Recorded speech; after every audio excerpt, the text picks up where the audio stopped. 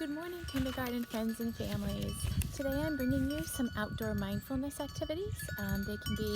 They're made for outdoors, but they can be adapted to indoor depending upon the weather. The information I got was from an article taken off of the Mama Wild and Free blog.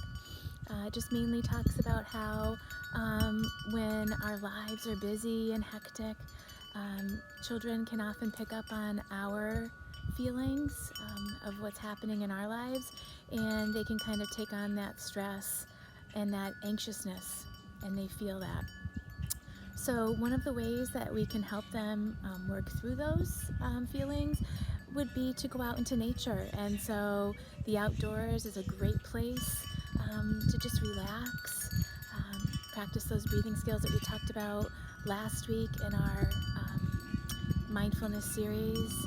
And so the first activity I'm going to bring to you today is called color matching.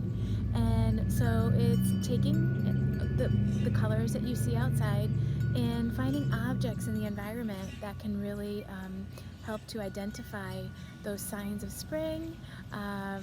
And so what I have here is the first color I picked was brown. I realized that we just started the season of spring. Things are still brown.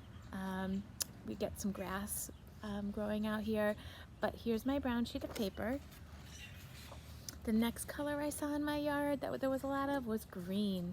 So I'm going to be finding some things that I can match to those colors. So around me, around my house, we have a lot of pine trees. So there's a lot of brown. I can see the trunks. You can take the paper and go match it to a tree trunk. And so some of the other items that I found that were brown, I found a twig. I found some pine needles and some pine cones, okay? So those were just a few things that I found for brown. Now moving on to the green. Here's my green piece of paper.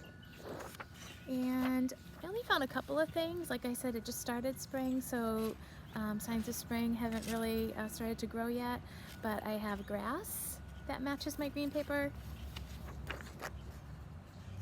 And I also have pine needles, okay, from the many pine trees I have in my backyard. All right, so an extension of this could be to think about maybe further into the spring. What are some things that you would see outside that would be growing? And you can talk about the different colors, talk about the different objects that you would see, whether it's plant life, and then you could color them in the color that they would be. All right, so the next activity I'm going to take you through is called a sound map. So what that is you're basically it's using the sense of listening. So you're going to close your eyes.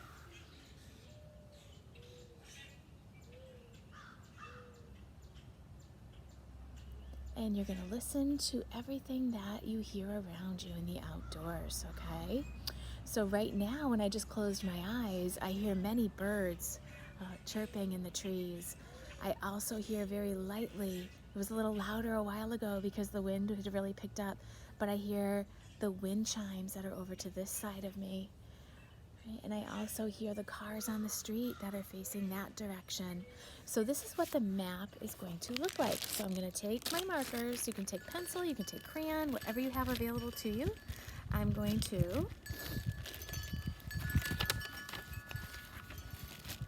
make an X in the middle of my paper, and I'm going to write my name above it.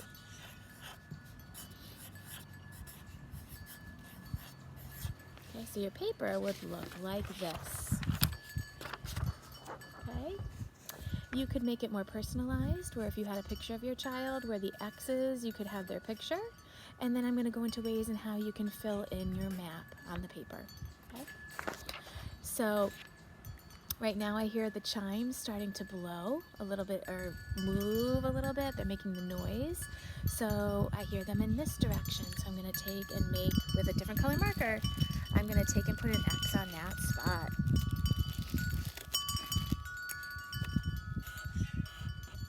Okay, I'm just going to label it right here so that you can see the word wind chimes. Okay. All right. Again, I hear birds over in this direction over here. Okay. So I'm going to take a different color marker. I'm going to place an X right here. I might even want to draw a picture to go with it.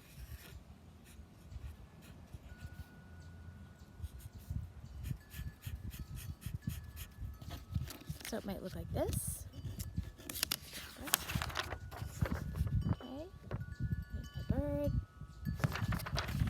And I heard cars in the other direction, so I'm going to get another crayon, or marker I should say. It could be crayon, whatever you have, again, whatever you have available to you.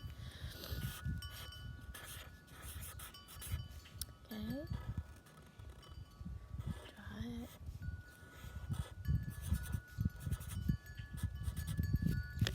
Okay, oh, I'll label bird. This is a great way for your child to practice their writing skills too, by trying to sound out the words to the objects that they see or hear.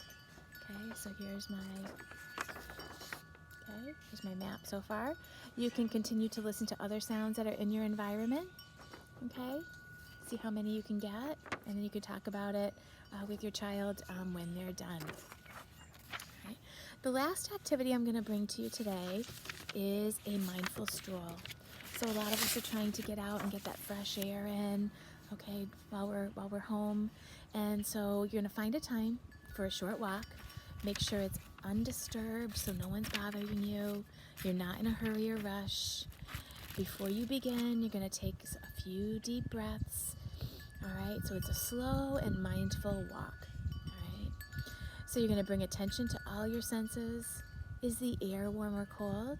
And right now there's a light breeze happening, and it's not too bad, not too cold, but the fresh air feels good. What sounds do you hear around you? So again, it ties in the activity we just did with the sound map. Notice the colors and textures that you see, and again, it ties in that first color matching activity very well.